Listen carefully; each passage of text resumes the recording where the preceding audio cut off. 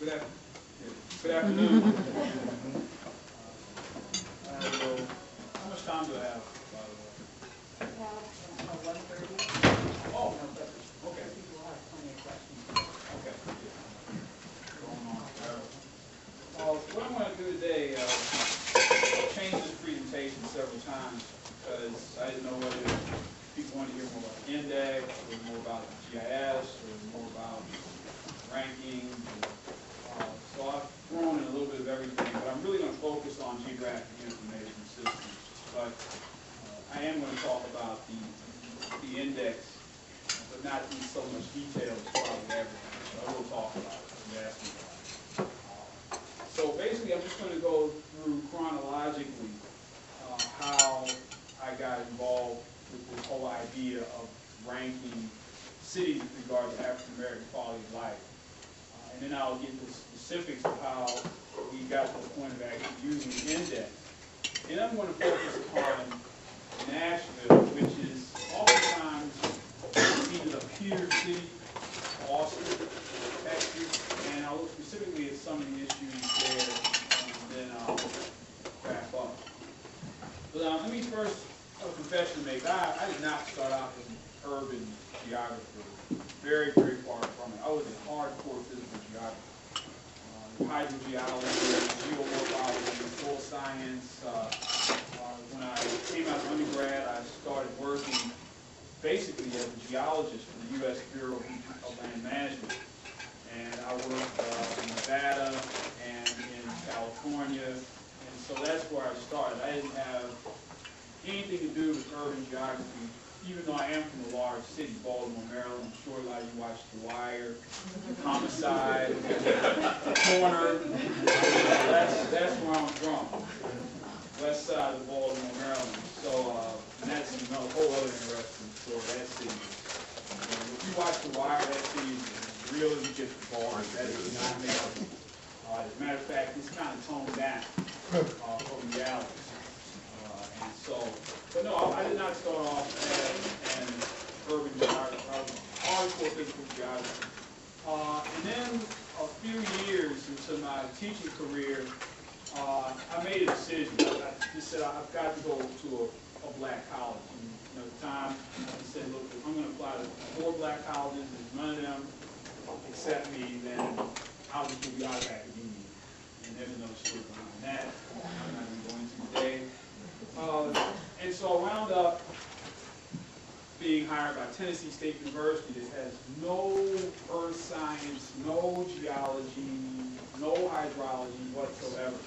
And essentially moving to Nashville was a quality of life move for me. I was married at the time. It was a quality of life move for us because we had actually lived in Nashville before, and we had moved to Ohio. And my wife and I hated Ohio. No, disrespect to people in Ohio, but it is not Tennessee. And we couldn't wait to get out of Ohio. And so when the opportunity opened up to go back to Nashville, we jumped all over because we really, really liked living in Nashville. So it really wasn't a career move for me. It was a quality of life move for me. We made that decision purely based upon quality of life in the city. And I said, even though Tennessee State University doesn't have any semblance of an earth science program or geology or hydrogeology, we're going to go there because we like the city. I'll just make PhD work. So I had to evolve into this urban geography. And as part of that evolutionary process, I started to look at cities more critically. And just one quick anecdote, speaking of cities and perception. The 2 schools that I had offers from were Jackson State University in Mississippi and Tennessee State University.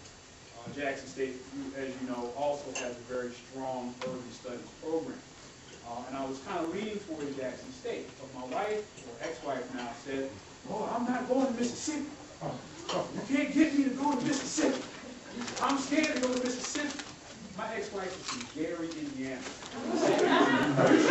Great to go anywhere except maybe Afghanistan.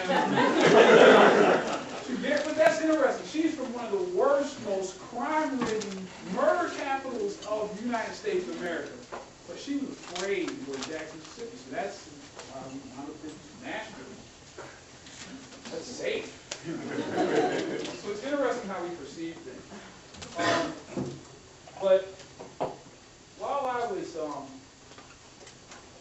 growing up in Baltimore, my first love was writing. I did the whole high school newspaper thing.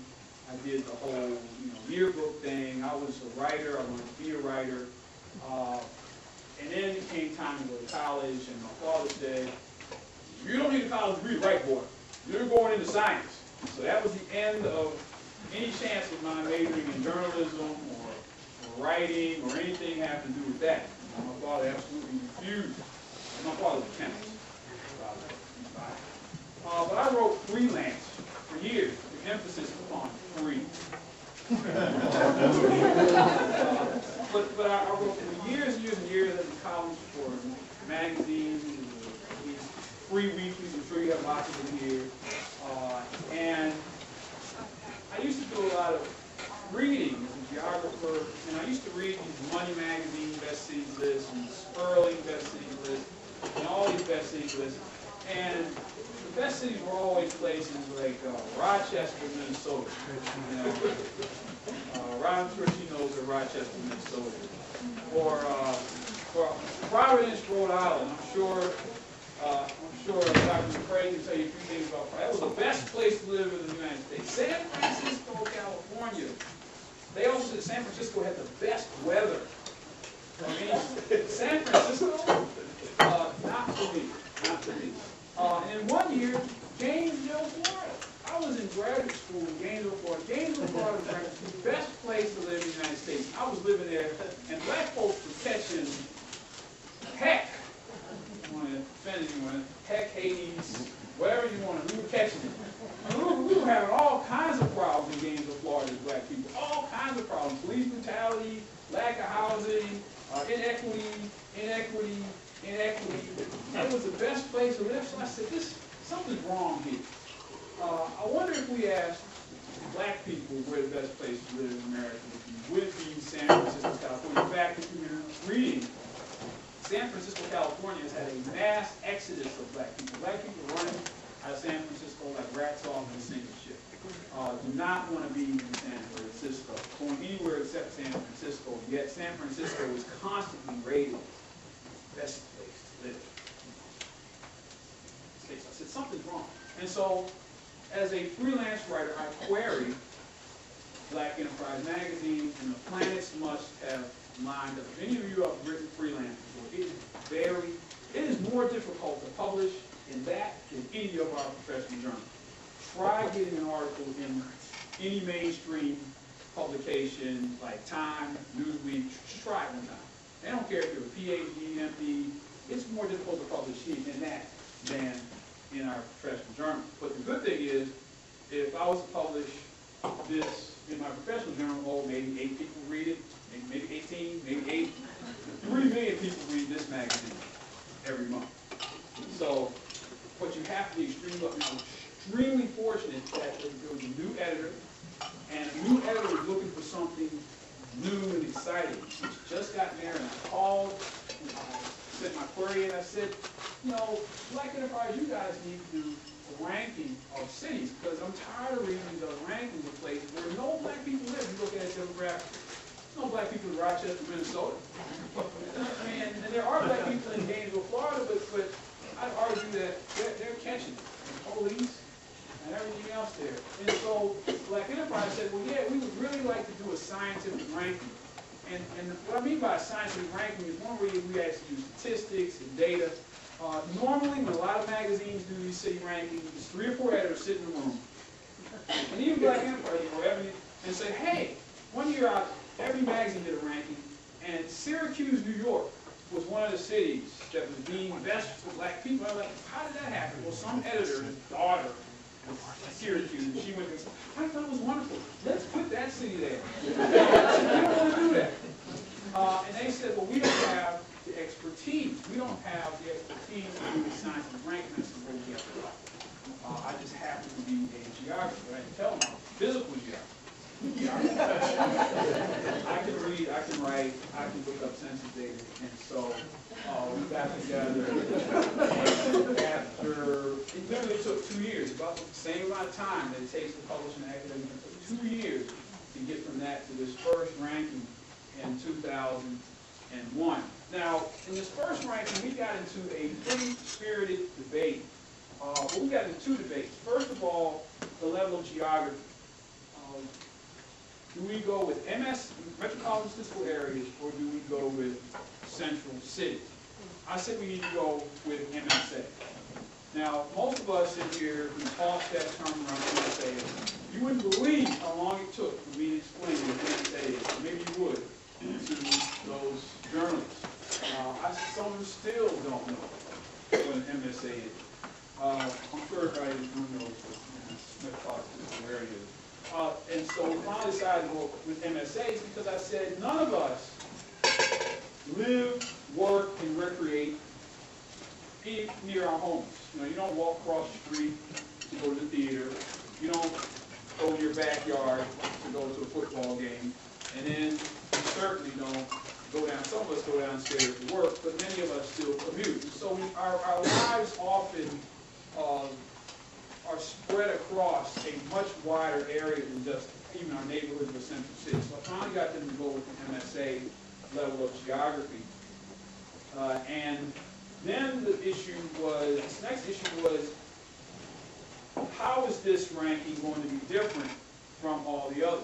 I said, well, if you look at Money Magazine and Forbes and Fortune and all these other magazines that do rankings, Kiplinger's, they never ask anybody in the city anything. It's all based upon statistics. They crunch a bunch of numbers, and then that's how they decide what the best place to live in the United States, which was amazing when it came to weather.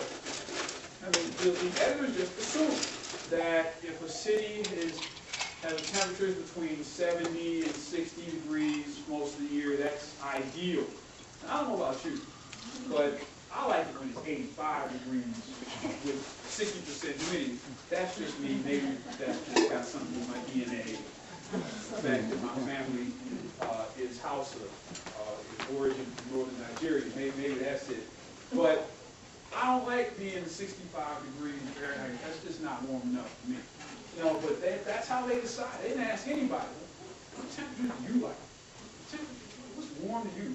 They didn't ask anybody. I said, well, what we're going to do different is we're actually going to set up a survey.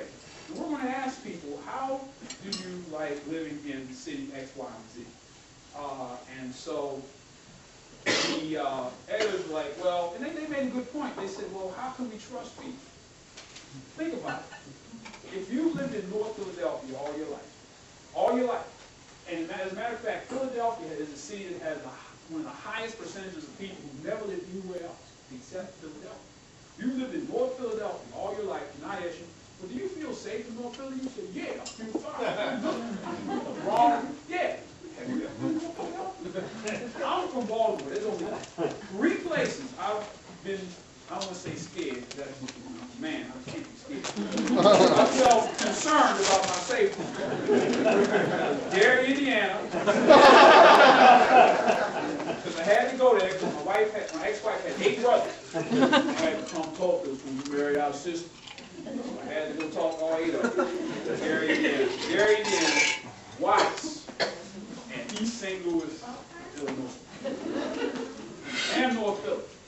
Very rough place. So the whole issue was, well, how can we, so somebody might be living in North Philly, or like my ex-wife lived in Gary, Indiana, but felt safer there than in Jackson, Mississippi. And so, can you really trust people whose perceptions of their community might be, it's okay. It's okay. Only a couple people got shot this weekend. You should see what happened last weekend. Or about prices, or about anything. How can we trust people? And so we went back and forth, and we talked about doing an index. And no offense to people who are in journalism, but people in journalism are people who took that consumer math class, and that was the end. That's why they're in journalism. So when I started talking about how we would do an index and weightings, I could just see the eyes glaze over. So I said, we're not going to do that.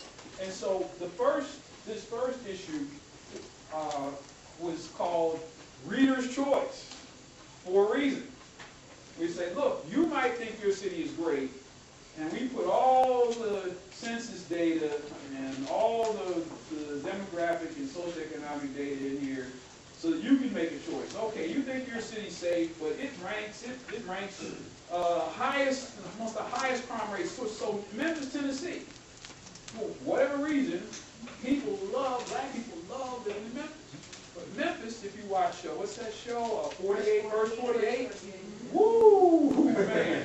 I mean, they have some, I was in Memphis a couple of weeks ago. There's some crimes that are committed there that just, even for me, from Baltimore, I'm like, wow, that's bad, so. But people in Memphis, they love living in Memphis. And one of the things about Memphis is that I think they've had the same black mayor for 5 terms, and that makes a huge difference. Black power makes a huge difference in the city, especially for the leaders of black enterprise, who are mostly people involved in entrepreneurship and business. I had a friend of mine who lived in Nashville for years. He was a geographic information system consultant, African-American man. Struggled in Nashville. Let me just tell you what Nashville is like. In Nashville, over several years, maybe between 2000, as I tell my students, at least it wasn't Jeezy coming out of the phone. But for the years 1997 and 2003 or so, only 7% of government contracts in the city of Nashville went to minority-owned firms. That includes women, Latinos, etc. 93% went to white male-owned firms. That's Nashville, Tennessee. That's where I am. But so my friend didn't get anywhere in Nashville business. Then he got married. His wife, well, he was from Memphis, but his wife was from Memphis. They wanted to live closer to the in-laws. But they moved to Memphis. He's done great ever since, because in that city, nothing goes over the mayor's desk without 25% minority participation. You have 24.5% minority participation for this contract, guess what? You're going to have to find another minority contractor. That's how things work when you have black power in a city, like Memphis, black mayor, Shelby County, black mayor. It's a totally different business environment than working where you have a good old boy system such as in Nashville. You wind up with 93% contracts going to white male-owned business. And I'll talk more about Nashville later. So yes, on one hand, Memphis, what is somewhat crime-ridden, might not be the most progressive city in the world if you've ever been there. But from a business standpoint, for the readers of this magazine, it's great. Lots of entrepreneurial opportunities, lots of opportunities for business, lots of places for black people to build wealth. As a matter of fact, Memphis has one of the largest percentages, has one of the highest home ownership percentages of any city in the United States with black people. Memphis, Tennessee. Now, the homes might not be palatial, but people own them. And there's something to be said for that. In fact, home ownership or housing opportunities and entrepreneurial opportunities and almost anything centered around money, cost of living, those are the driving factors that drove the cities that rose to the top. In fact, Houston, Texas was the #1 city in 2001, primarily because, and I've seen this, in Houston, Texas, at least a few years ago, for about $150,000, you can probably get a 2,500 square foot 3-bedroom home in the suburbs in Houston. Now you go to New York with that money, you might end up on the street. Which is why New York didn't make it. The first thing the editors asked me, as soon as we produced the results, and the results were, #1 was Houston, #2 was Washington, D.C., #3 was Atlanta, Charlotte was 4th, Memphis was 5th, then we had Detroit, Baltimore, Dallas was 8th, Chicago, Philadelphia, and Detroit. I'll talk more about that next. Baltimore. How did that get on the list? Chicago, Philly? Philadelphia? So I'll tell you more about that later. But, so the first thing that the editors asked me was, what happened in New York? Black Enterprise is based in New York City. What happened in Los Angeles? Where are those cities? Because those cities have the largest populations of black people in the United States. What does Black Enterprise magazine would do? Sell magazines. There's nothing more they would have loved than to see New York. Millions of black people in New York buy our magazine. They wanted New York on that list so bad. I said, I can't do it. Readers said they don't like New York City. Only 10% of African Americans in New York are homeowners. 10% in New York City are homeowners, for reasons that we all know well. Unless you are Diddy or Jay-Z or Eddie Murphy, you can't buy a home in New York unless you are really, really wealthy or doing very well. If you're just an average person, it isn't going to happen. But in Houston, that obviously is not the case. And so that's what the readers said. The readers said, we like to live in places where our dollars go to the farthest. And that's not unlike most people. You know, most of us live where we live to some degree due to the quality of life. And specifically, cost of living drives a lot of where we live. But what made our survey different in terms of other questions that we asked the readers? Well, we asked questions such as, well, what is the availability of good quality child care in your city, daycare in your city? That isn't the question you're going to see with Money Magazine. You know why? Because the reality of our community as African Americans is 70% of our children are being raised in single female parent households. That's just the reality of it. Trust me, talk to a black woman for more than 15 minutes who has children. Child care is going to come up. It might be like this. Ooh, I don't want to get fined. We're going to cut this conversation short. I don't want to get fined. You know, for those of you who don't realize this, these daycare centers are ruthless when it comes to being late. Ruthless. You know, so yeah, but that's something to consider. That's a question that is an issue in our community. I mean, our children, you know, if you have a 70% female-head household, most of our females work. These are working black women with children. Daycare is an issue. And I didn't, you know, not as someone who doesn't have any children, daycare is outrageously expensive. This is so expensive. If I like kids, I would get the daycare. These people are getting rich. Rich. I mean, it's unbelievable how much it costs. Daycare costs so much. I have friends of mine who are married and have children. Their wives stay home because she's just been working to pay for daycare. She may as well be home homeschooling the kids.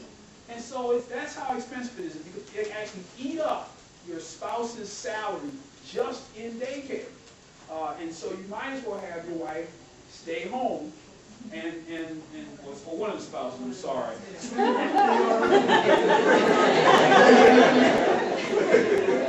One of the spouses. Yeah. That's something else that's different. You know. Yeah, I went to see Chris Rock a little while ago. He said if Obama becomes president, he can't come home and say, honey, I'm president. She's going to say, no. Sister's going to say, no, we president. That's how it goes down in most predominantly black households. We president. Anyway. So yeah, that's one of the questions that we ask. It's a little bit different. Another question is with regard to safety. Now, we do ask the question, do you feel safe in your city, yes or no? But then we also ask the question, what's the relationship between African Americans and the police in your city? Those are two different questions. You might feel safe. But then how safe you feel, no offense, you know, when you get pulled over. Yeah. Oh, okay.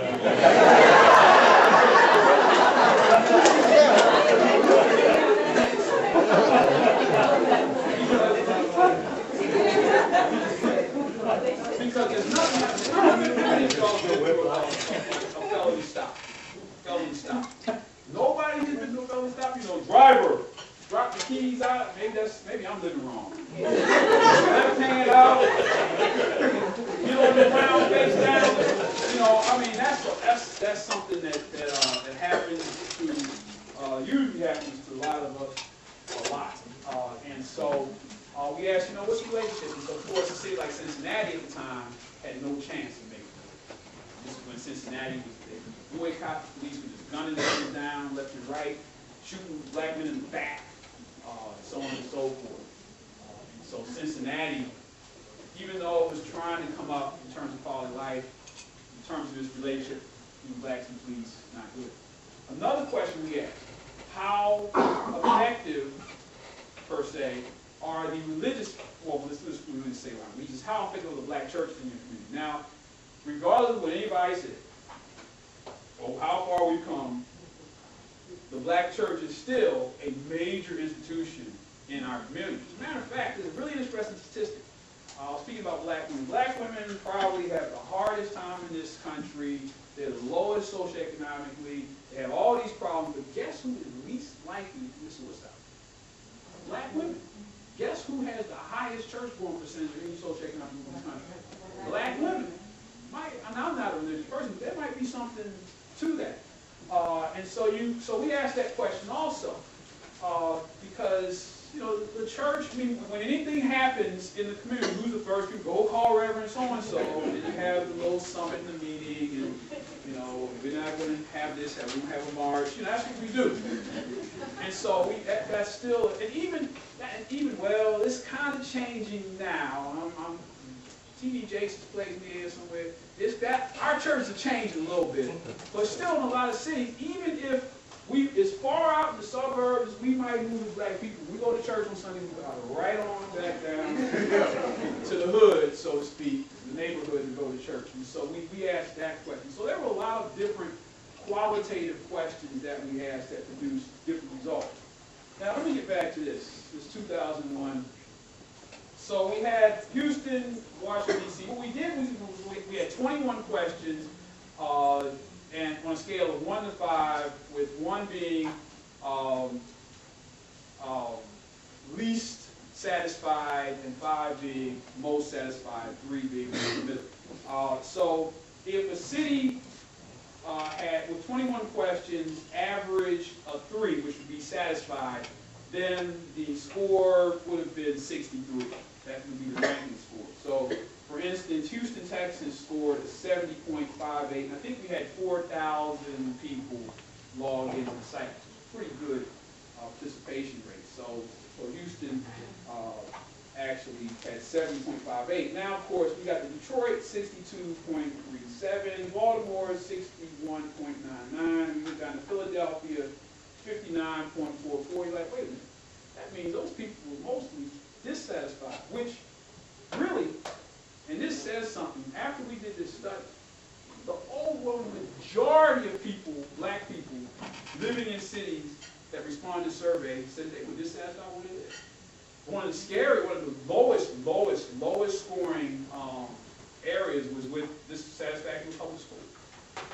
We are very dissatisfied with public school. I don't know if any of you have been in the public, I'm still in the public school right now. I don't have anything against public schools, but, oh, goodness. My mother taught school for 40 years, 6th grade. My mother did not, well, let me just put it in the vernacular. My mama don't play. She don't play. You teach 6th grade for 40 years. She doesn't take anything off anybody. She's only 5 feet tall, but she doesn't want to deal with it. She don't want to deal with it. Only 5 feet. I'm still scared of my mother. 5 feet tall, a little tiny woman. Not going to mess with it. But even she said that the schools are just so bad now that it's, I don't know, I don't have any answers. I volunteer in schools every week in Nashville. I don't know, I don't have any answers for it. I don't know. I have 2 at boot camp.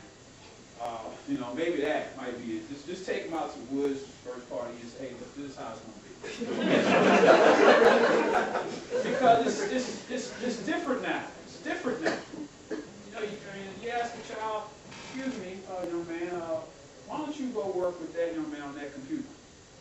I ain't going to go with it. You can tell me what to do. I tried that once at home. And I got up off the floor. You know what? I think I need to respect wrong people in authority. I had one chance to do that. I'm not saying, I know we had timeouts in my household too. Mother, we take time out. say, well, gee, that's terrible. Your parents beat you. That was awful. Wow, gee, we came out, we turned out so awful. I have a PhD, one of us is an electrical engineer, another was a lawyer. Oh, it's so horrible, all that goes behind within me. I wonder how we have turned out had we had Tom House. Maybe I'd be running president right now. I don't know. But it's different now. So and that's frightening. Another low scoring area was with daycare. You know, a lot of people say, man, daycare is bad. So that's our children. So our children are in, by and large, that's where black children are in public schools. Nashville, Tennessee, let me just give you one example. Nashville, Tennessee is about 26% black. The public school system is close to 50% black. You know, people keep asking questions, where are all the white kids? Where are they? They either be in homeschool or in private school. Those private schools in Nashville cost, $10,000 a year, $14,000 a year to send a kid to school, elementary school. It doesn't cost that much to go to TSU. And so, you know, we have a different reality as far as schools. And so those are the questions that we ask that are different. And by and large, people are dissatisfied. Black people and these are black people who subscribe to Black Enterprise magazine. These are black people who are reading, Vibe or Source. These are our best and brightest. These are the entrepreneurial leaders. These are people who have jobs, who own businesses, and they say, I don't like where I'm living. I don't like the schools. I don't like my government. I don't have any. I mean, these are like, what's going on? That was a majority. Not very few cities scored in the positive rank. Very few scored in positive rank. Now, how did Detroit, Baltimore, Dallas, Chicago, Philadelphia wind up with this list?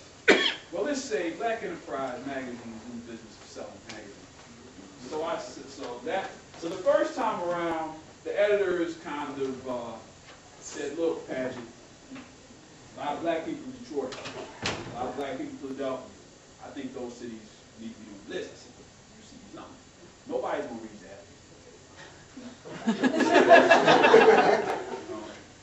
Which takes us to 2004. In 2004, I said, that's it. We're not going to have that nonsense that we had in 2001. This time, the city does not have a positive rating of 63 or above, then it's not getting on the list. Okay. Apparently, some people did write in and say, hey, what is Detroit, Michigan? Detroit, if you read any urban studies, any urban geography textbook, when you get to the part on urban decay and urban strife, what city is in that chapter? It's Detroit. It's always Detroit. In Baltimore, they don't even put Baltimore, could be there, but we're kind of under the radar right now. So in 2004, another thing that we did was we lowered the size qualifications for cities. So first we only wanted these large cities, and that was it. I said, no, there are some smaller cities, and so we actually got Nashville. Nashville, just based upon the sheer lack of size, did not make it in 2001. And of course, now we had the usual suspects. Atlanta was #1, DC was #2, Dallas came on with 3, Nashville was #4. And a lot of people thought that I had something to do with it just because I was a project manager. No, I'm completely out of the process. I live in Nashville. I wouldn't say that Nashville, Tennessee is one of the best places, but #4, and I'll tell you why in a minute. We had Houston was #5, Charlotte, North Carolina 6, Birmingham, Alabama was #7, which was a shock to a lot. Birmingham. I mean, this city was one of the most racist. What was it? Segregation today, segregation tomorrow, segregation, this is Birmingham, Alabama. Birmingham, this was Birmingham, Alabama. Not to make light of that, but that was the reputation of that city, #7. Scored a 66.18 on the ranking. Memphis, of course. Then we got another surprise, Columbus, Ohio, which happens to have a black mayor. Again, which makes a difference, makes a big difference. Columbus, Ohio, and really we had a city that was not part of the South, really, or Eastern Corridor, Columbus, Ohio. And so apparently, I talked to people, Columbus, things are happening. You got a black mayor, you have some black leadership in Columbus. City probably similar to Austin, state capital, big school. And so Columbus was surprised. And then number 10, the 10 was very interesting. Number 10 in 2004 was my hometown, Baltimore, Maryland. That wasn't the first number 10 city. The number 10 city that year was New Orleans, Louisiana. Now this was in 2004, interestingly enough. And so somebody had visited Baltimore, somebody on the editorial board at Black Enterprise, visited Baltimore and said, it's a great place. I said, look, I'm from there. There's no way. Number 10, let's be honest. Come on now. Let's see. All the cities, Columbus, Ohio has 63.33 rating. That means people were generally satisfied. Baltimore had a 60.98. Mostly dissatisfied people in Baltimore, which means they're sane. You know, insane. I love you. And so, anyway, that was a political editorial decision to slap Baltimore in. And the reason that New Orleans was taken off in part was because after the first time we did this, cities actually began to take these rankings very seriously, more seriously than I ever possibly imagined. They wanted to be on this list. We want to be in Black Enterprises. This is a 3 million reader circulation magazine. We want to be on that list. And so they, on New Orleans website, they had on their website, it said, log into Black Enterprise and vote for us. And they got up there, people voted. And so the editors thought that might have been somewhat tainted. And if you know anybody who is from now, most of us probably know New Orleans wasn't Disneyland before Katrina. So I know people who lived in New Orleans that said, man, you know, just New Orleans, Katrina just exposed us. Just exposed us. It wasn't as if everything was great, it was Mardi Gras all year long, Les Farm, Tom Poulet, or whatever it is. And then Katrina hit and everything was bad because of Katrina. No, things were bad before Katrina. Katrina just said, hey, look, you know, look at this, look what's going on down here. And now, you know, people just got exposed. And so we still had, but we did get a better result in 04 for my, you know, my opinion, because at least all the cities, at least the top 9, were there with the mostly satisfied rating. Unfortunately, Baltimore got stuck on there. And people used to get, people who knew me were like, yeah, Padgett, Baltimore get on there, man. Come on, man. No, it didn't have anything to do with me. You know, trust me. Then we came to 2007, and for the first time, we finally got a quality of life index applied. So basically, I don't really have a long process, but basically we took 7 or 8 of the factors that the reader said were most important to them, and we applied a weighting to them. And they included numbers of black-owned businesses per 1,000 black residents in the city. Another one was percentage of black home mortgage rejection. We actually, in our rankings, used the ACORN data. And still to this day, 2008, African American goes to the bank, tries to get a home loan, he or she in many cities is 3 times more likely to get rejected as a white who has the exact same income and credit rate. 3 times more likely, 2 times more likely. In places such as Chicago and all over the country, this is true if you read those ACORN data. So we have that in our, as one of our weighted indexes. The percentage of black college graduates, black home ownership rate, these are several of the index factors that were weighted against the data from the census and from various other sources. And so we did more than just ask people. So we might have asked, so for instance, Memphis, Tennessee did not make the list in 2007. Because even though people in Memphis said, oh, Memphis is great, when it came down to that crime factor, and I think crime might have the stat in here, some unbelievably high, you might know that in there, As far as crime, I think the crime rate is like 4,000 violent crime, some unbelievable. Oh, it's 1,000. Yeah, Memphis's crime rate is I think it's 1,059 or so per 10,000 residents or something like that. It's up there with Chicago and Baltimore. And so compare that to Washington, D.C., which crime rate is only 526. Houston's is only 749. Dallas is 728. And even Philadelphia is 665. Again, Memphis is over 1,100. So Memphis has a relatively very high crime rate, even compared to Philadelphia. So we weighted crime in the index. That dropped Memphis completely off the list. Just that one factor when I look at the data. Now, obviously, the cities in 2007 that rose to the top are cities that are doing well in terms of those various criteria: home ownership, household income.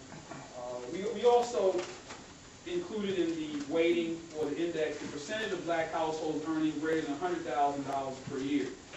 And so we looked at that. So obviously there were a lot of economically driven factors, and people who wrote in and criticized, well, how come it's only about money as well? Well, we can only quantify those types of things. You can't quantify how effective your churches are.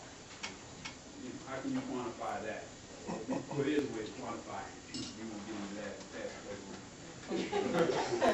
And we're doing real well here. The building fund this year is always building fund. Okay. Now, of course, the cities this year were, of course, Washington, D.C. was #1. Atlanta was 2.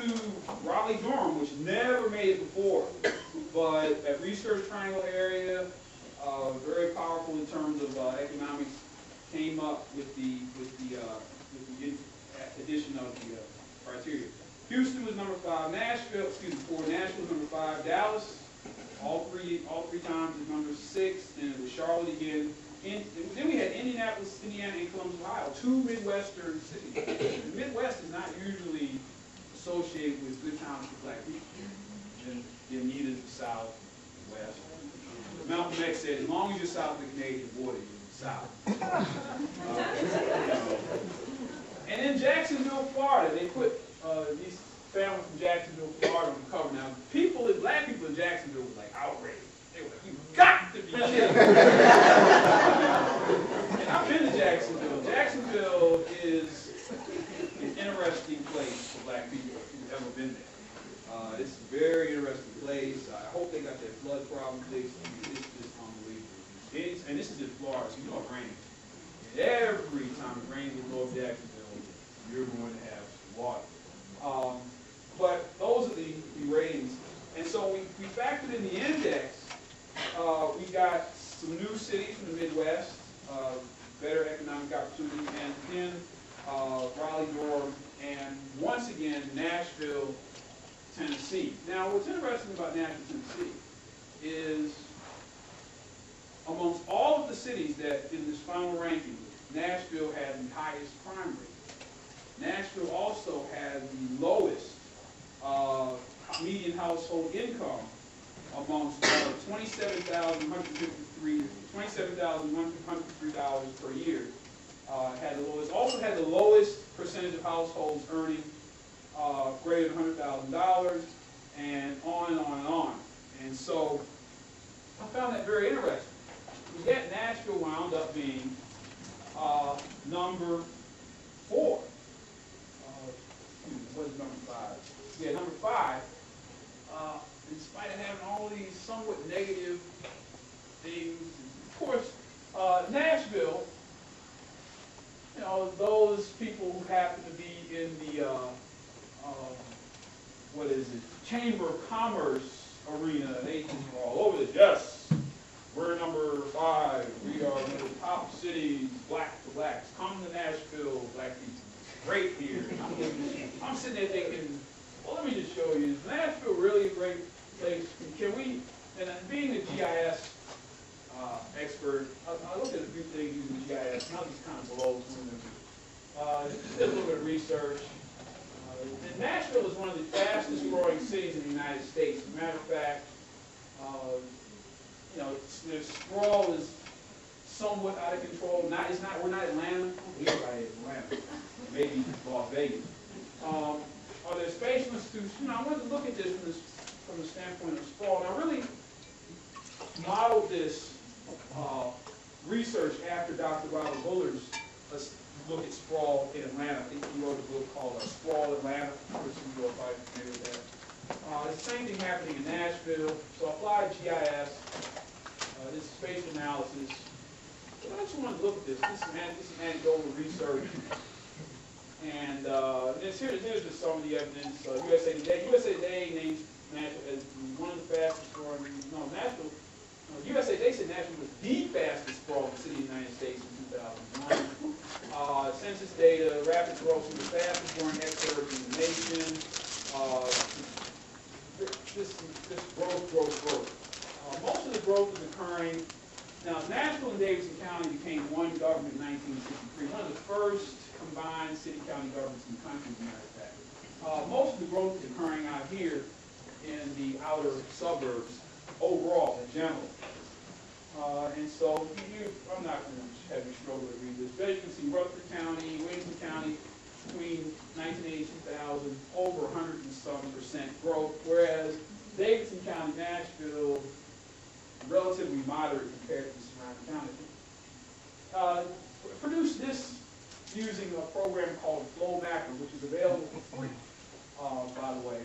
And you can input census data, and this just shows the people using census data who used to live in Davidson County, who's now located in those other counties, and I just created this cartogram just to show you how dramatic this is. These are people leaving Nashville for the other counties. Thousands of people leaving Nashville. So, and you can imagine these are your upwardly mobile people, people who are paying taxes, people who are leaving. And so what effect is that having as your tax base begins to leave the city? And this is interesting. Here's the spatial distribution. I've created this map using ArcGIS. And this is just a schematic, but you can see how disparate the population distribution of African Americans is between Nashville and the surrounding counties. It's kind of almost unbelievable, almost unreal. You think there was like a wall up here keeping black people out of the suburbs.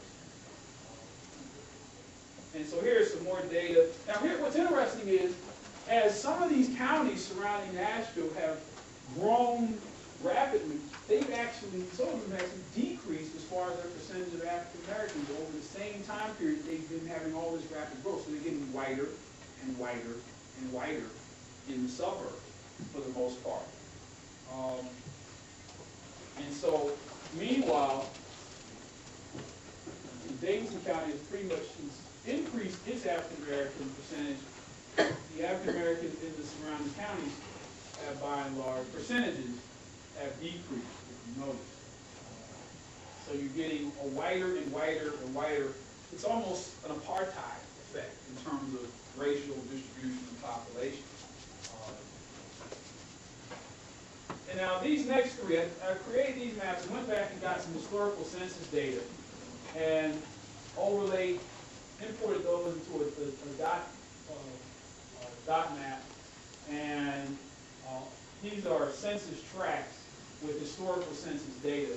It's kind of tricky doing this because you can't, once you get back to certain, there's actually census data on paper. Imagine that. Remember those days? Don't do that anymore. So here's 1980 African American population distribution. This is just in Davidson County. And then we go to 1990. Notice what's starting to happen. It's a typical distribution pattern that we see in other cities. Blacks not leaving to go to the outer suburbs, they're going to what we call inner ring suburbs. And then finally, we see here. So this area is the Madison area. It's an area where you have a lot of starter homes, $130,000, $140,000 homes, and also in this area here called Antioch. And what's interesting story about Antioch is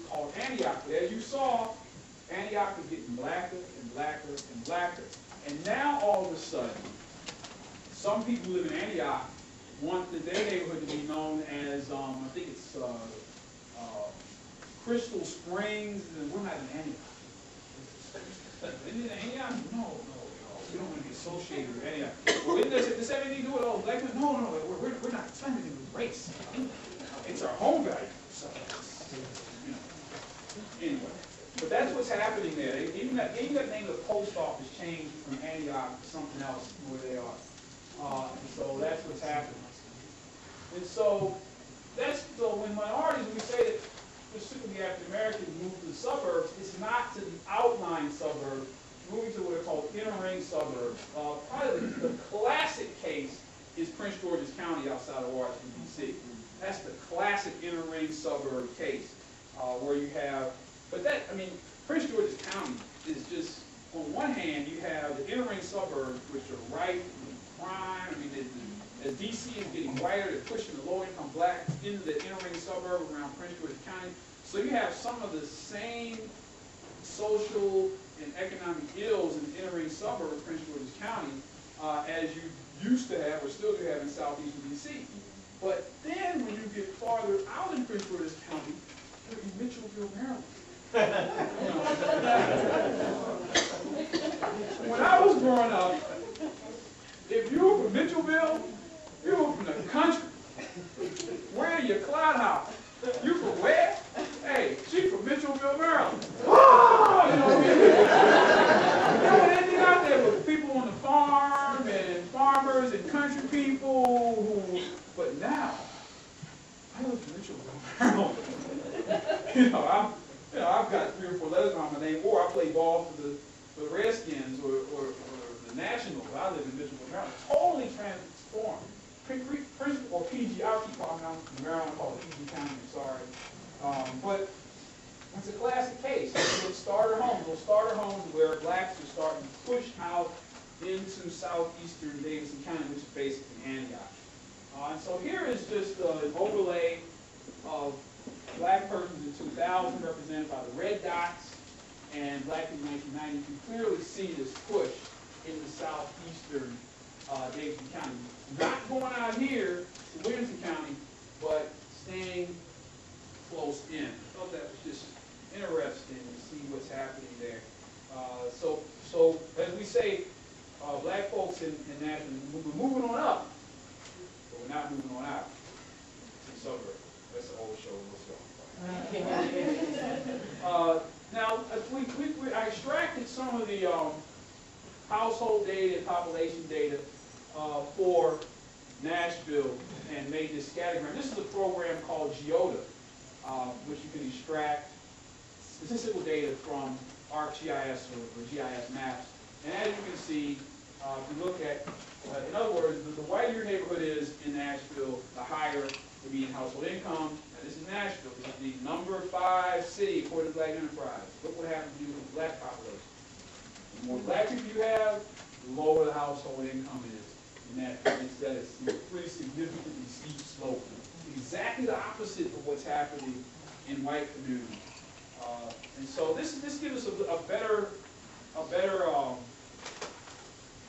view of the data than just looking at a map with the naked eye. But map still, this is a map, and this is kind of busy, I know. This is a map just showing you, this is public transit use, median household income. Nashville has a notoriously bad public transit system. Notoriously bad. Who are the people who are mostly dependent upon the buses in Nashville? If you ride the bus in Nashville, you feel like you might as well be riding the bus in Lagos. You know, you might as well be riding the bus in Johannesburg. It's nothing but black people on the bus. As a matter of fact, does anybody know what they call the public transit system in Atlanta? It's called MARTA, right? What's the other name for it? Moving Africans rapidly. Yeah. Moving Africans rapidly through Atlanta. Yes, if you're the one.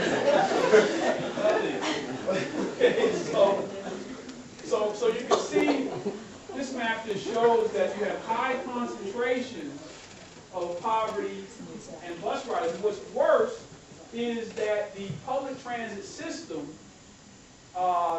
only goes one way. So if you're a 55-year-old black woman living here in Napier home, You can catch the bus out here to Belmead. Belmead is one of the wealthiest communities in the United States. That's where Al Gore is. He has a $2 or $3 million home there. She can go out there to clean up Mrs. J.P. Pierpoint III's home. And that last bus leaves Belmead at 6 o'clock to get Anna Mae Jackson back to the project, right? But now, if her grandson, Quinshawn Jackson, wants to work out in Walmart out here where all the jobs have gone, there's no buses that run after 6 out in the suburbs because we don't want Quinshawn walking around in our neighborhood, do we? No, Quinshawn just wants to work second shift or third shift, but he can't get there because there's no car. And so you have this public transportation apartheid that's happened because the jobs follow people to the suburbs, and now you have all these young people over here who can't get to where those low-wage earners. I mean, you're 18, you just graduated from high school, that's what you could do. Quinshawn might want to do that, but Quinshawn can't get there, he ends up hanging around, next thing you know, here comes his cousin, hey man, and that's how it happens. That's what my cousin did to me. Hey, cowboy boy, why don't you take this package for me down the street? Okay, cuz. Next thing I know, why do people have all these guns? What's going on? You know, and so, I mean, that's how a lot of people, you know, you watch the movies and you think that people get into that kind of activity because they're just born, they're just bad seeds. Nobody is born in nobody. Have you ever gone to a first? Maybe not. Maybe today might be different. But in most first grade, and people, what do you want to grow up to? I want to grow up to be a gangbanger and a drug dealer. Nobody says that. No kid says that. You know. But if you put people in a situation, and trust me, and a lot of people think, I would never become a street narcotics dealer. Not me. Never. Let your child be hungry. Guess what? You on the corner slang. Let your mother be sitting in the house with her lights out. Guess what? You on the corner rocking that girl, rocking that boy, rocking that white. That's heroin, cocaine. For those of you from the suburbs. Yeah, and so, but with this public transit apartheid, the young people can't get to where the jobs are. The jobs are not in the city. They're not there. There are no jobs in here, down here. None. Very little down there. And so you wind up with young people with nothing to do. You also have everybody with no place to eat. We did this study a few years ago about looking at food deserts. If you look at this map closely, you might notice that where you find black people, well, this is MTA. Sorry, I got a little ahead of myself. But we have food deserts. We have neighborhoods in Nashville, I guess I'll just go ahead, such as Edge Hill, that are this is a predominantly 90-something% black community. Notice that the people who have no cars, represented by these dots, spike up as you get into this community. There isn't a single grocery store within a 1-mile straight line distance, not walking distance, straight line distance from this community. And so these people are feeding their children at Matco gas stations, Convenience Mart. That's what's there, Matco. We don't have 7-Eleven. We have something similar to that. And so this is a classic. We have 2 or 3 of these food deserts, and we're still trying this to this day. In fact, this is an article that was in the paper on April the 7th, last week, a 4-part series on food deserts in Nashville. And so here again, this is the number 5 city. Look at who you see in these food deserts. No grocery store. There used to be a grocery store in Edge Hill, and they closed down. We're working right now using those same maps. I did a whole series of those food desert maps, and we approached H.G. Hill, Kroger, and Walmart to try to open up a grocery store in some of our inner city black communities. And people in the grocery store business, bless them, they're all about the money. All about the money. You can't pay me, guess what? We're not going to open up a grocery store in your neighborhood.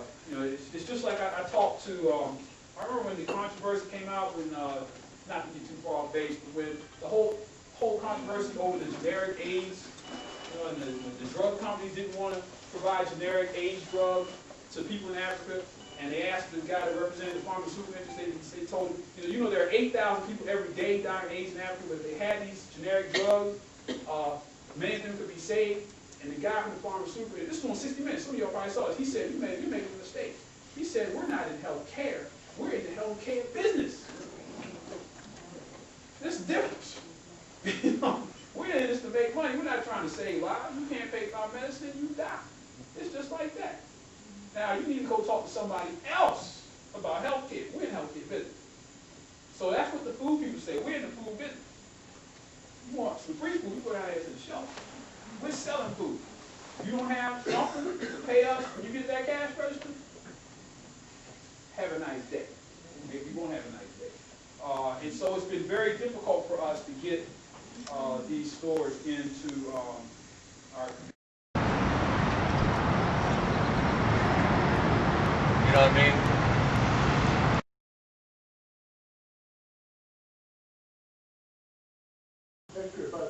This percentage of churches per capita in the United States, there are 500 religious denominations that have their headquarters in Nashville, Tennessee. It is the, I was in the grocery store one day and a guy was bagging my groceries and he said, you come to my church on Sunday? Everybody's a preacher in that. Everybody. And so it gives the city, so as a result, every year Nashville is ranked, speaking of rankings, we're either ranked as the first or second most polite city in the United States. Every year. It's unbelievable. I get spoiled. I get Nashville service, and then I go home. Nashville, this is, may I help you? May I help you? How you doing? Where you from? Can I, come on in. Can I show you something? That's may I help you in Nashville. This is may I help you in Baltimore. That's it. You don't even say that. You don't even say what you want. You know, so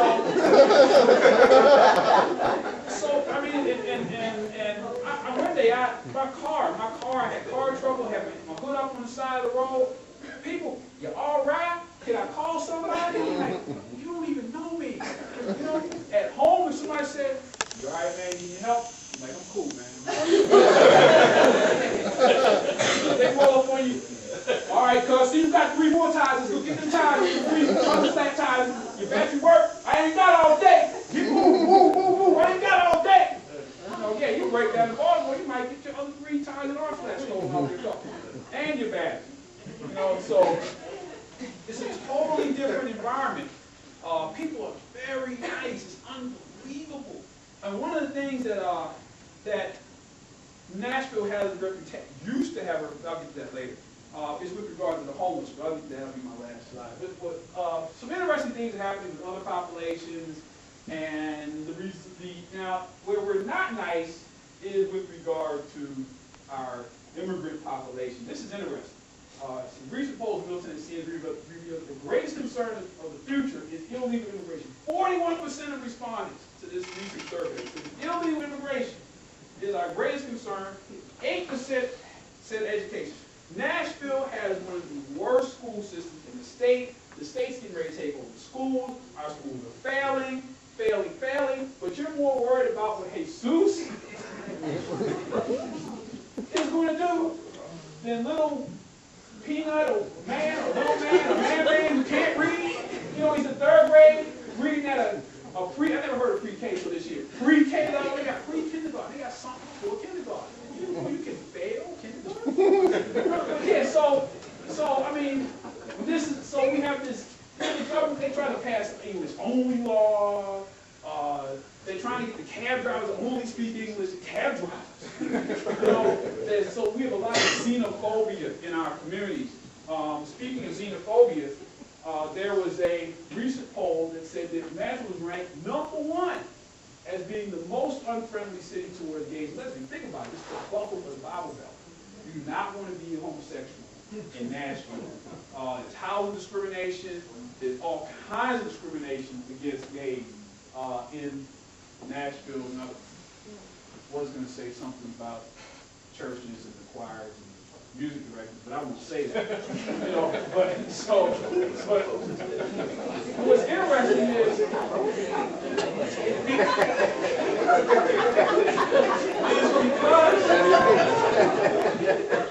because there are so many Christian organizations in Nashville, there are a lot of relief organizations, specifically the refugee resettlement organization, a lot of them. So we have more Kurds in Nashville, any city outside of Kurdistan.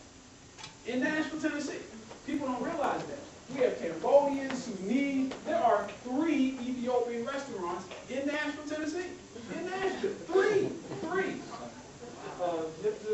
Salam and Darish, you know, you have to be able to speak just about everything in Nashville. So Nashville has this very rich, diverse population, but some degree still a lot of xenophobia exists. One of the strangest curses of xenophobia, just while I'm here, is after September 11th, there was I guess his last name was Muhammad now, and right after September 11th, this guy's store was sprayed with graffiti, and he was firebombed, and he was confused.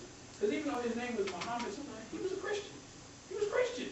And he said, I don't understand these people. Like, they don't understand that everybody, you think that everybody who has some kind of a Muslim sounding name is a Muslim. He said, I'm a Christian. He was totally confused why these people were bombing his store and spraying graffiti on his store, when he was just as appalled as they were at 9/11.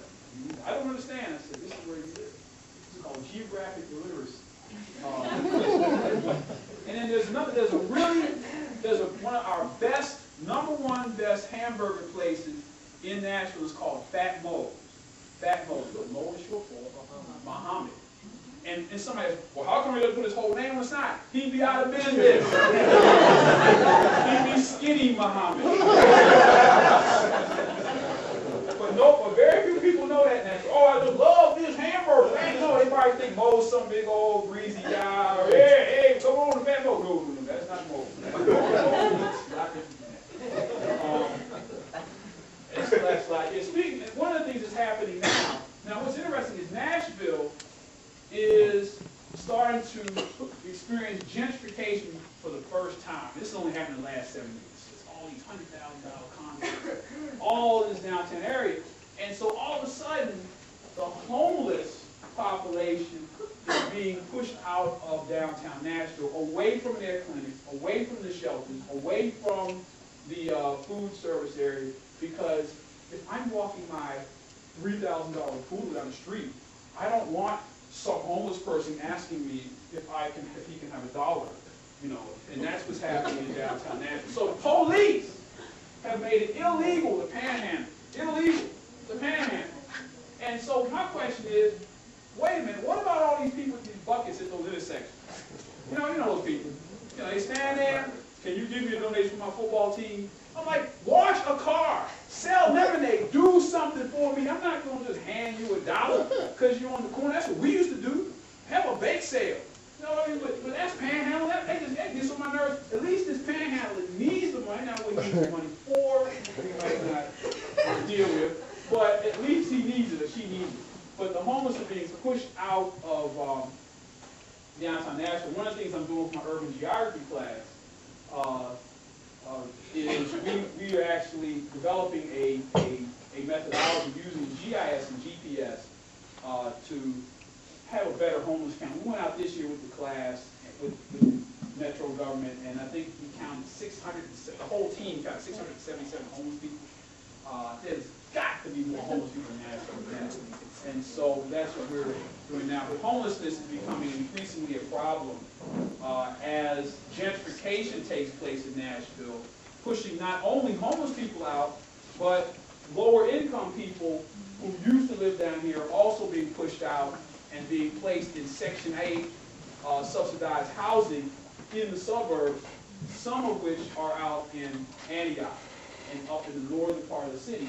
And what happens in those cases is people get displaced, they're away from the services, some of the kids can't go to school, and so it's causing a lot of problems. And a lot of those people also happen to be African Americans. So we're looking at that. We're also working with we're looking at a Hope 6 displacement, where a housing project down the street from our campus was converted through Hope 6 to a multi-level family unit, not a housing project.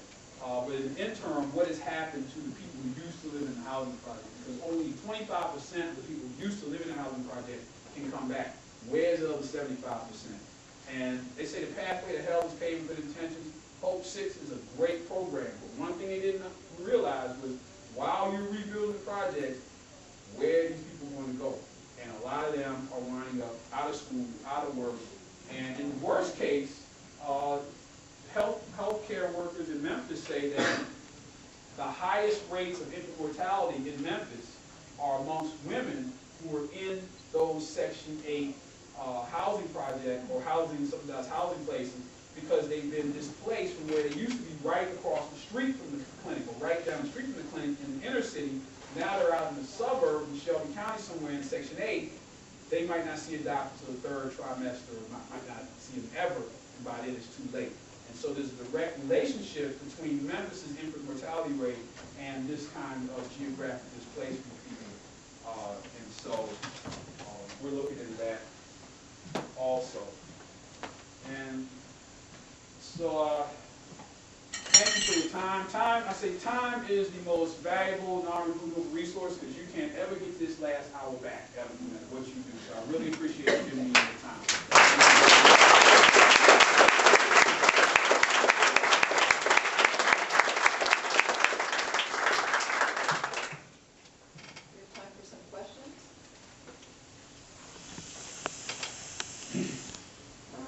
In the survey, did you ask the individuals who answered it what cities they were from? Oh, yeah. They had to put that information in there. So did you, like, kind of, Yeah, we couldn't police it. Uh-huh. Now, so it always say with Black Enterprise, it was an unscientific survey.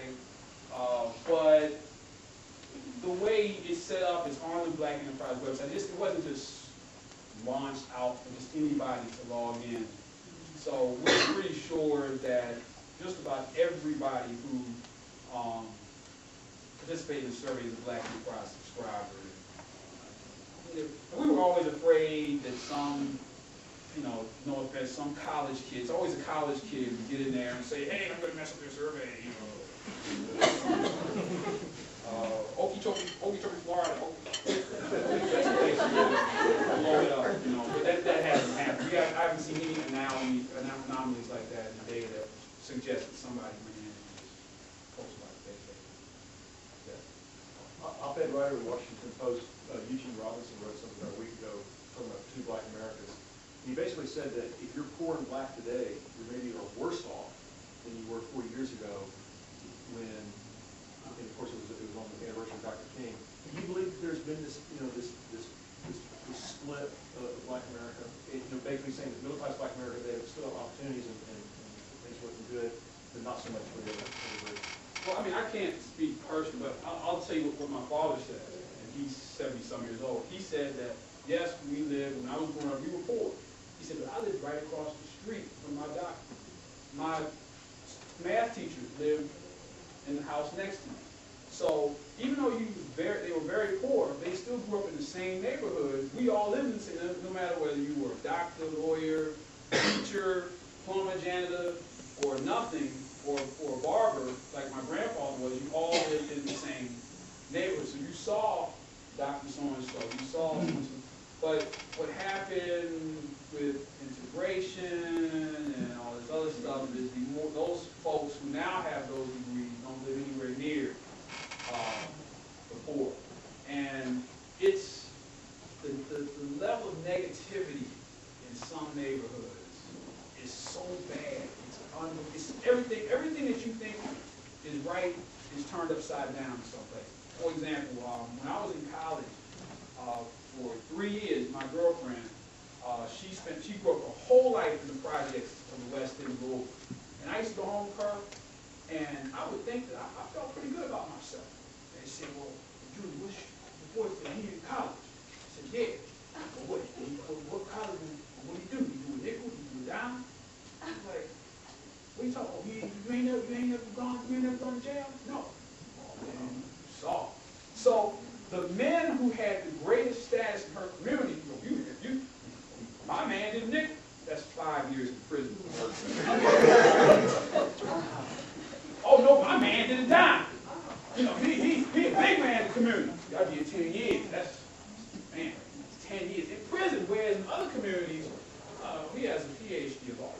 But if that's all you see every day, then, and that's all, and those communities are very isolated. The only reason my girlfriend at that time got to college was because the guidance counselor filled out the paperwork for her. Her family didn't know anything about college. Nothing. And in fact, it was so bad that when she got to school, and this is back when you really got a real Pell Grant, real tuition, when that check came, her family would, come on home now, you got that check, come on home. They thought the whole thing was a scam. Come on home now, you know we need furniture, you know so-and-so, you got to come on home now. And it was the hardest thing she could do was to stay in school. And she knew her family needed food, clothing. They didn't even have towels. They didn't have towels. I never forget the first time I'll leave you smoking. We went out one day, and I don't know what these college people do today, but I took her to Ponderosa Steakhouse. It was $7.99 a plate. I was, oh my God, $7.99 a plate. I must be in love. And so we got a steak dinner, and she just sat there and sat there and sat there. I said, Julie, aren't you gonna eat? She had never seen a steak before. Never seen one. And so that kind of reality compounded upon itself every day. You know, people tend to just default to what they see. And so my father said that that's one bad thing about desegregation was that you lost having that community of all kinds of people that you could see every day. And he said the second thing was with the school system. And that he said now, they can't do this anymore. He said if he was in school, he messed up in school, his teacher would whoop him behind. You know, he'd be on his way home, his teacher would call and say, call his aunt, she would be behind on the way home. Then he'd get home, my grandmother was behind, and then when my grandfather got home, he'd get that big one. You know, so what he was saying was that it used to be that, yeah, our schools were segregated, and they were black, but the people, your teachers, had a vested interest in your development. They had a vested interest. They lived in your same community. They went to your same church. They might have been your relatives. But when we start busting our children out to somebody else's school, who had no investment in our children, now you see what you see. You know, so my mother, who taught for 40 years in Baltimore City school system, for instance, said for Baltimore, which is probably has a 90-some% black public school system, the #1 feeder area for their teachers is rural Pennsylvania. What happens when Julianne from Harrisburg, Pennsylvania, meets little man from East Baltimore? That's not a good relationship. You know, she's not going to know how to deal with that young man. She's not. You know, that doesn't take anything away from her, but that's how we wind up with, you know, I tell people, I was dealing with Gina 6 20 years ago. You know, I volunteered in the school that had a 14% African-American male population, 75% of suspension of African-American male. I'm like, wait a minute now. Are we that bad? 14% of the school is black males, 75% of suspensions of black males. Are we that bad?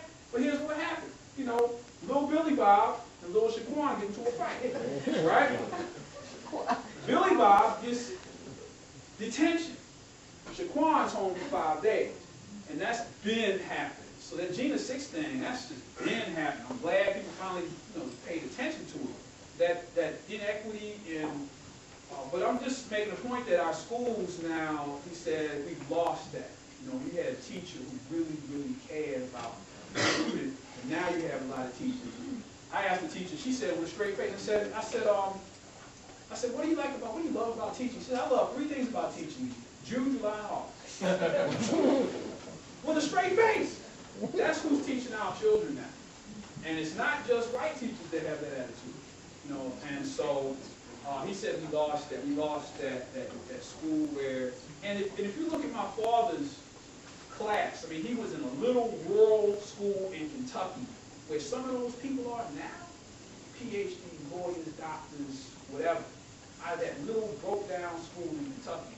And now we have schools with all this technology, and there's more black males in prison than there are in college right now. With all this stuff we have now, all this stuff we got now, all the computers. And really, I read a study recently that said that the #1 predictor of a child's success in school is the emotional investment of the teacher in the classroom. That's the #1 predictor, not the computers, not all the books, not whatever else. If that teacher is not emotionally invested in that classroom, it's not going to work. It's not going to work. And that's what we lost when we started integrating our school. We got people now that have no emotional investment in our people. And that's partially why I am where I am now. I mean, I've been offered twice as much money to go to other majority white institutions than TSU, but I have an absolute investment. I know why I go to work every day. You know, when I see all those black children sitting in front of me, I know why I'm there. I wouldn't know why I was in Nashville. Why am I here? I don't know. These aren't my children. You know, so that's why I'm where I am. And when I get up in the morning, I know exactly why I'm going to TSU every day. There's no question. You know, we have a mission. We have a mission to rebuild our people, our history, our culture, and our education tradition. That's why I go to work every day. Not for the money. But that's, sorry about that. Get me off too far, and I will go off. So there was another question here. I just wanted to thank you for sharing the resources and information presentation. I wanted to ask, may I go to a website and pull out information about the whole, I guess, African American homes and rejected for loans and stuff like that? Yeah, if the home loan rejection rate's at acorn.org. Now, a lot of the census data, you have to do a query at the American Fact Find, and that's not really easy to explain. That would take a good day. But if you go to the US Census.gov, you can pick through there. The crime data are at FBI.gov. Let's see, what else? Yeah, a lot of the other stuff. And then some of the data you have to go to the cities themselves and compile really data on home ownership rates, so there's a wealth of data out there. Thank you. You're welcome. So maybe a little esoteric question, but have you noticed a correlation between changes in gentrification and changes in area-wide regulations, land use regulations? Has there been I know that Nashville Davidson's doing some very large-scale land use planning and land use regulations. Is there a correlation? Yeah, well, part of the reason that gentrification took so long to come to Nashville was because when the city and county governments merged in 1963, the push was for suburban development. So all of the land use planning and zoning laws were in favor of suburban development. But if you wanted to develop in the city, and then you didn't have a 21-foot offset and X number of feet and parking spaces, you couldn't do anything. And that didn't change. You know what changed it? When the tornado went through downtown Nashville in 1998, and people tried to rebuild, and when they went back to rebuild, they couldn't because they had to have an offset. You can't do this, you can't do that, because now they fell back into the current zoning regulations. So now what Nashville has done is put in all these overlays. An urban overlay is called the UZO, the urban zoning overlay, that gives you exemptions to the old suburban zoning. And now there are historical overlays, and so that's all happened since that tornado came through. But it took that tornado for people to realize, hey, we have some out-of-date, draconian zoning laws in this city. Sometimes it takes divine intervention to change.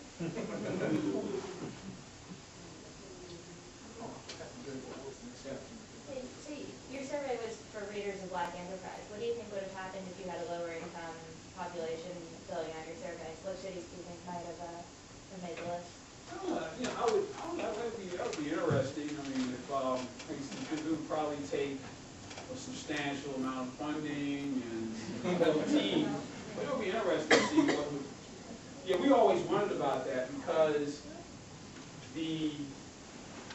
survey respondents also voluntarily provided some of their income data. Of course, their income trended higher than average, education significantly higher than average, average of anybody in this country, not just black people. So you're going to get, your Washington, D.C. We argued about D.C. because there were a lot of people that said, Washington, D.C.? Come on now. Barry, we don't put that. This is D.C., this is D.C. But remember, we're looking at MSA. So you're really looking at Prince George's County, Northern Virginia, all that's in the mix there. And so that's probably where you're getting that response from. Oh yes, I live in Rockville, Maryland, of all places, which you couldn't go to Rockville be black when I was growing up. But things have changed in Rockville, Maryland. So now you have all these new different places. But yeah, if you did a survey that was broader across socioeconomic lines, who knows? Because, I know there are people in Baltimore City who love Baltimore City. People. And yet, all this madness is going on. But I don't know, maybe it's the crab. If you don't understand, you got to be from Baltimore to understand the crab. I don't eat crab anywhere else in Baltimore. I learned the hard way. You don't know anything about Old Bay seasoning. I don't even want to talk about crab. But people tend to, and like I said, Philadelphia has some of the highest percentage of people who have only lived in Philadelphia. And they're one of the lowest income African American populations in the country. But I think that's why they're still in Philadelphia.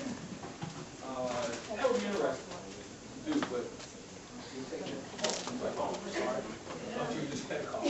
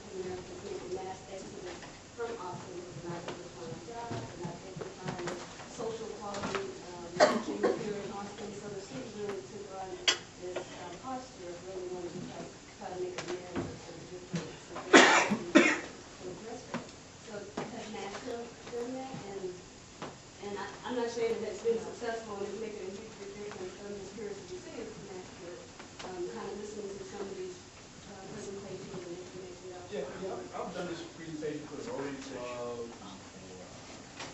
for various movers and shakers, and the reaction, for the most part, has been denial. Oh, it can't be that bad as you are. Come on. But that is denial. That's what I get, the denial. Oh, you're exaggerating, but sometimes people really have to be hit in the face with reality. I'll give you an example. I used to teach a class at Vanderbilt University. I used to teach an environmental justice class at Vanderbilt University. Vanderbilt's the kind of place where you read down the roll, you say, Amy Honeywell, ha ha ha. I said, yes, that's my family. Okay. So you have these very wealthy, rich whites who, sat up in my class, and I showed them example after example after example of environmental racism. Why don't most people just move? Why don't they do this? And so I got very frustrated. And so Vanderbilt, one of the advantages of Vanderbilt, you can do things in Vanderbilt. So I said, we're going to take a toxic tour of Nashville field trip. So I just ordered up a couple of 45-passenger buses that would take a year where I worked. Did it in 1 day. And we were going to ride around. So we went into, and it was funny because we went to the first site, which was a brownfield site, and I got off the bus and I was like, here we are, here's the brownfield site. Notice there is a housing project. I turned around, all the kids were still there. We have to go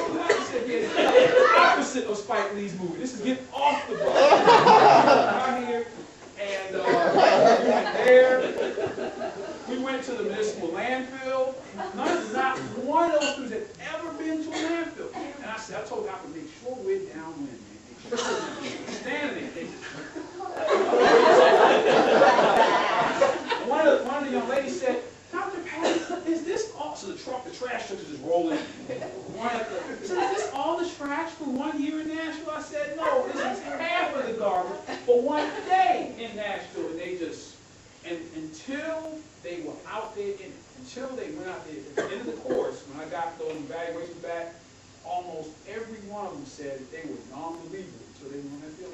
Until we stood out there. We were in one community where there was a trailer park across the street from the industrial area. And there were these trucks that would roll by about every 20 seconds. And I would have to stop talking. When the trucks, you know, the big trucks and the whole ground would boom. And so one was saying, are those trucks ever going to stop rolling? I said, no. How do you think these people in trailer parks live? They live here all the time. I said, that's their home. And so they didn't get it until I took them right out there in the middle of it. And then, but when I was showing them stuff on the screen, and I was showing them Warren County, and Convent, Louisiana, and the Select Steel case in Flint, and they were just not just what, oh, I don't understand. When they were out there in the street, then they got it. And so, you know, sometimes it just takes, and I wish I could, and even with our former mayor, he was somewhat not very sensitive towards the homeless, and then they had a program called, I can't remember, they had a catchy name, but basically, all these city officials spent the night, one night, on the street with homeless people, and the next day, oh, we're going to do housing for homeless, we're going to have a program, we're going to have $2-3 million. I mean, it took one night out there on the streets for them to realize. So it's one thing to look at the homeless and talk about. When you're out there, you know, I accidentally was homeless for a minute. You know, I was in college, and I had that job I got in California. I drove out there to California. My whole family got together. My graduate whole family gave me $400 out to California, and I had $400. And people wanted something called first and last month rent. What's that? What? So I lived in my Fort Granada for 2 weeks. I used to shower, wash up at McDonald's. I had everything I owned in that Fort Granada. I'd sleep in the Fort Granada with one eye open in the McDonald's parking lot, and it was a very interesting experience. You know, it was a very interesting experience, which is part of the reason I've always worked with the homeless, because that was no joke out there. You know, I mean, it was like, you know, I mean, it felt so good not to be sleeping in the front. I finally got an apartment because a woman, she said, I've got one place left, but it's near the train tracks. I'll give you a break. I said, I'll take it. I don't care if it's on the train. So I lived there for 3 weeks. I kept waiting to hear this train, but it was an Amtrak. Amtrak is California. What's that? I can't live here. I'm from Baltimore. I can't go to sleep at night unless I hear hey, Leroy. You know, unless I hear that. So yeah, but it felt so good just to be in a bed. I was like, oh my goodness, because sleeping in that car for 2 weeks and trying to eat and trying to just use the restroom and facilities, because I didn't have first and last month rent. I had $400. That was it. You know, you call my parents. I didn't have that M&D loan like some of these kids. The M&D, mom and dad, bank services. You know, I call home. Hello, I need. What you gonna send me? You know, so yeah. So that sometimes you really have to experience things first.